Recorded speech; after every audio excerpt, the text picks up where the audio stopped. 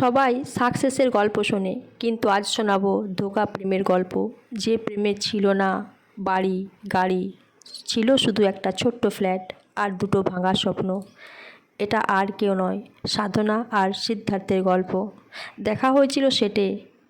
সিদ্ধার্থ নতুন, কাজ নেই, পকেটে টাকা নেই। সাধনা তখন স্ট্রাগল করছে। লোকে বলতো, ওর সাথে প্রেম করছিস, পাগল হয়ে গেছিস নাকি? কিন্তু ওরা জানতো, ওরা দুজন দুজনকে এতটাই ভালোবাসতো যে লোকের কথা কানে তুলতো না। চায়ের দোকানে বসে 10 টাকার চা দুজনে তারা ভাগ করে খেত। সিদ্ধার্থ বলতো, একদিন বড় বাড়ি দেবো তোমায়। সাধনা হেসে বলতো, এই ফ্ল্যাটেই আমার রাজমহল, যদি তুমি আমার পাশে থাকো, সঙ্গে থাকো, আর তোমার ভালোবাসা পেলে আমি দুনিয়া জয় করে নেব। কিন্তু প্রেম মানে তখন বড় রেস্টুরেন্ট না। প্রেম মানে আজকের অডিশন কেমন হলো জিজ্ঞাসা করা। তারপর বিয়ে হলো, লোকে ভাবলো হানিমুন, কিন্তু বাস্তবতা মুম্বাইতে বাড়ি ভাড়া দিতে দিতেই তারা হিমশিম খেয়ে যেত। সকালে সাধনা উঠে রান্না করত, সিদ্ধার্থ অডিশন দিতে দৌড়াতো, ফিরে এসে বলতো আজও হলো না। সাধনা বলতো হবে, তুমি পারবে। রাতে কারেন্ট চলে গেলে মোমবাতি জ্বালিয়ে গল্প। পাড়ার কাকিমা বলতো, এই ছেলেকে ছেড়ে দে। বাড়িওয়ালা ভাড়ার জন্য চাপ দিত। ফ্রিজে 3 দিনের ডাল, তবু দুইজন পাতে ভাগ করে খেত। সবচেয়ে কষ্টের দিন ছিল সেদিন। সিদ্ধার্থের কাছে অডিশনের জন্য বাস ভাড়া ছিল না। সাধনা নিজের কানের দুল বন্ধক রেখে টাকা দিয়েছিল। সিদ্ধার্থ বলেছিল, তোমার এই ঋণ আমি জীবনেও শোধ করতে পারবো না। তারপর একদিন ফোন এলো, আপনি সিলেক্টেড। সেদিন ফ্ল্যাটে কেউ ছিল না। সাধনা একা দরজা বন্ধ করে 1 ঘন্টা কেঁদেছিল খুশিতে।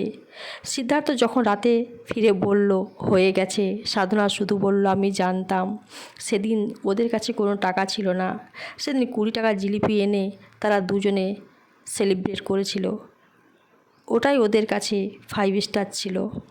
আজ গাড়ি আছে, বাংলো আছে, নাম আছে, কিন্তু সাধনা আজও বলে, আমার সবচেয়ে সুন্দর দিন ছিল ওই ছোট্ট ফ্ল্যাটের দিনগুলো। কারণ তখন আমাদের কাছে কিছু ছিল না, শুধু ছিলাম আমরা।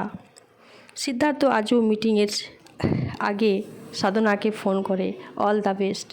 কারণ সাকসেস দিয়েছে দুনিয়া, আর শক্তি দিয়েছে এই মেয়েটা, যে কষ্টের দিনে হাত ছাড়েনি। প্রেম মানে দামি গিফট না, খারাপ সময়ে পাশে থাকা। সাধনা সেটাই করেছে। কিন্তু দুঃখের কথা কি জানো, এই প্রেমটাও শেষ টিকল না। তিনিও সিদ্ধার্থ সাধনাকে ফাঁকি দিয়ে দিল, প্রেমে ধোঁকা দিল, আর তখন সাধনা ভেঙে পড়ল। 1960 সালে আর.কে নায়ারের সাথে দেখা, সেই থেকে বন্ধুত্ব, তারপর প্রেম। সবাই জানতো যে ওরা ভালো বন্ধু, কিন্তু ভালো বন্ধুর থেকে তারপর সেটা প্রেমে পরিণত হয়। তারপর তারা একসাথে থাকতে শুরু করে।